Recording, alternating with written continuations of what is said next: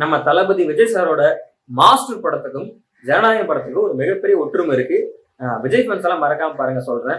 வாங்க வீடியோக்குள்ள போலாம். அதுக்கு முன்னாடி இது மாதிரி சினிமா சம்பந்தமான வீடியோக்கள் எல்லாம் தொடர்ந்து பார்க்கணும்னா வெங்கட் டெக் சேனலை மறக்காம சப்ஸ்கிரைப் பண்ணுங்க. மாஸ்டர் படம், இந்த படம் வந்து ஆக்சுவலா ரிலீஸ் ஆனது 2021. 2020 லாக்டவுனுக்கு முன்னாடியே படத்தை எடுத்து முடிச்சுட்டு ரிலீஸ் பண்றது தயாரா இருந்தாங்க. ஆனா அந்த சமயத்துல லாக்டவுன் வந்ததுனால தியேட்டர் எல்லாமே மூடிட்டு படத்தை ரிலீஸ் பண்ண முடியல. லாக்டவுன் சமயத்துல நிறைய படங்கள் ஆன்லைன்ல ஓடிடி ரிலீஸ் பண்ணி நிறைய காசு எல்லாம் பார்த்தாங்க. ஆனா விஜய் சார் படத்தை ஆன்லைன்ல ரிலீஸ் பண்ண தேவையில்ல, ஓடிடில பொறுத்திருந்து நம்ம தியேட்டர்ல ரிலீஸ் பண்ணணும்னு சொல்லியிருக்காரு.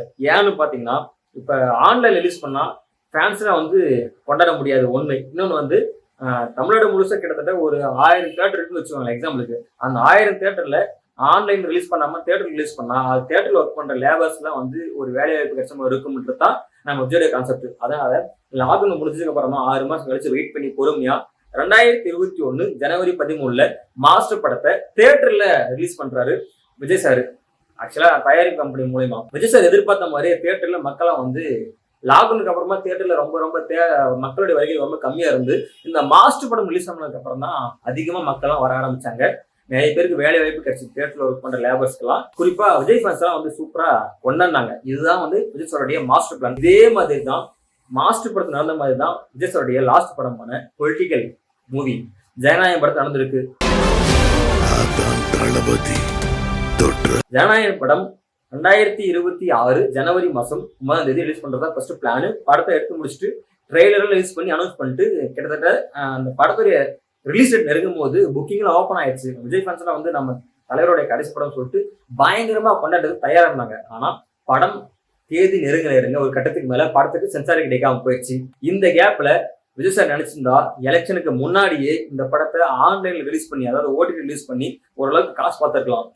விஜய் சார் இதே மாதிரிதான் மாஸ்டருக்கு எடுத்த அதே ஸ்டாண்ட் தான் விஜய் சார் ஜனநாயகம் படத்துக்கு எடுத்தாரு. என்னன்னா ஆன்லைன்ல ரிலீஸ் பண்ணா ஃபேன்ஸ் வந்து படத்தை வந்து தியேட்டர்ல பார்த்து கொண்டாட முடியாது. குறிப்பா அதை தாண்டி தியேட்டர்ல ஒர்க் பண்ற லேபர்ஸ்க்கு எல்லாம் ஒரு வேலை வாய்ப்பு கிடைச்ச மாதிரி இருக்கும் தியேட்டர் ரிலீஸ் பண்ணா. ஆன்லைன்ல இந்த வாய்ப்பு கிடைக்காது சொல்லிட்டு வெயிட் பண்ணி 3 மாசம் கழிச்சு, அதாவது அந்த 3 மாசம் கேப்ல எலெக்ஷன் வந்து விஜய் சார் வின் பண்ணி சிஎம் ஆயிட்டாரு.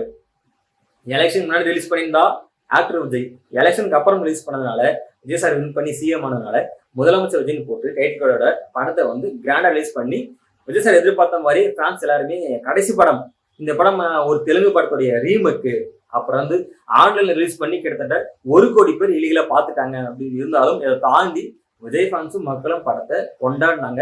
எதிர்பார்த்த வசூலும் கிடைச்ச ஜனநாயக படத்துக்கு. இதுதான் விஜய் சாருடைய மாஸ்டர் பிளான். அவர் சினிமால கடைசி வரைக்கும் உச்சத்தில் இருந்ததுக்கு மிக முக்கியமான காரணம் என்னன்னா, தன்னை விரும்புற ஃபேன்ஸுக்கு படத்தை வந்து ஒரு பொழுதுபோக்கா சில கருத்துக்களை கலந்து அவங்க விரும்புற மாதிரி படத்தை கொடுக்கணும். இன்னொன்னு, திரையரங்குல படம் ரிலீஸ் பண்ணா நம்பி இருக்கிற ஆயிரக்கணக்கான தியேட்டர்ல ஒர்க் பண்ற அந்த லேபர்ஸுக்கு வேலை வாய்ப்பு கிடைச்ச மாதிரி இருக்கும். அதனால இதுவரை விஜய் சாரோட எந்த படமும் ஓடிடில ரிலீஸ் பண்ணல.